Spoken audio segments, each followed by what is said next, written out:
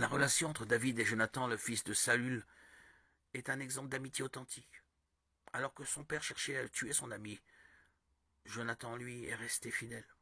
On peut lire leur histoire en 1 Samuel 18, 20 notamment. 18, 1, 4, 19, 4, 7. Le livre des Proverbes est une autre source de sagesse sur l'amitié. L'ami aime en toutes circonstances, et dans le malheur il se montre un frère. Proverbe 17, 17. Celui qui a beaucoup de compagnons les a pour son malheur, mais il y a des amis plus attachés que des frères. Proverbe 18, 24.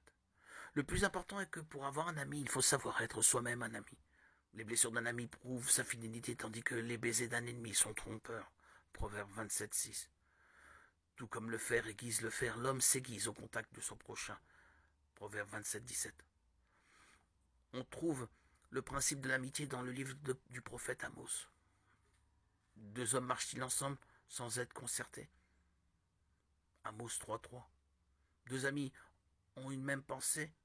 Un ami est quelqu'un en qui on peut avoir une entière confiance, qu'on respecte, qui nous respecte. Pas parce qu'on en est digne, mais à cause d'une unité de pensée. La meilleure définition d'un véritable ami nous vient de l'apôtre Paul. À peine accepterait-on de mourir pour un juste. Peut-être se résoudrait-on à mourir pour un homme de bien. Mais voici comment Dieu nous montre l'amour qu'il a pour nous. Alors que nous étions encore des pécheurs, le Christ est mort pour nous. Romains 5, 7, 8.